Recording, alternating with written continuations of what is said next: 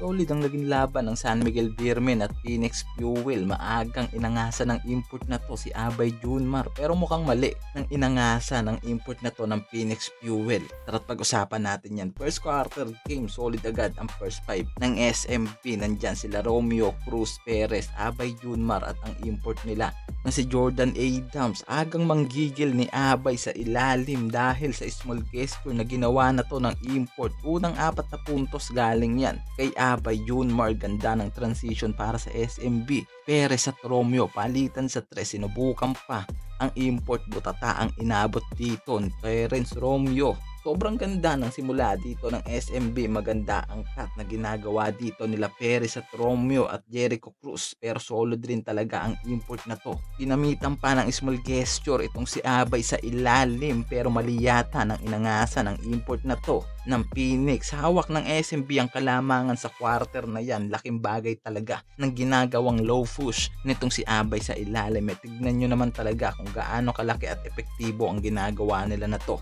Malaki ang na-open nito mula sa gitna. Dalawa ang choices nila. It's either na ipasa niya sa gitna o kunin na lang nitong si Abay ang puntos dyan sa gilid. At yan nga ang nangyari dyan. At kita nyo naman talaga, di ba, na madalas ginagawa ito ng SMB sa ilalim. Halos labas na nga lang ang ginagawa ng import na to ng SMB. Pero nababa ng Phoenix ang kalamangan dyan gamit sila RR Garcia, Alejandro at Tio. Talagang kumamada ang mga guards na to pagdating sa second quarter game. Pero nabawi nga agad dyan ng SMB dahil sa mga assist na binibigay nitong si Adams kay Abay sa ilalim. Luwag pa nga ng depensa dyan. Kita nyo naman, di ba, na ginagawa ng SMB. Pansin nyo na talagang binibigyan nila ng espasyo sa gitna ang Phoenix Fuel. Kaya naman nakakakuha ng easy points ang mga to. Litaw na rin dyan ang mga shooting na ginagawa dito mula kila Perkins, Alejandro at Tio sa labas. Under 8 minutes ng third quarter, makinis na kumuha agad ng magkasunod na punto sa ilalim at nakuha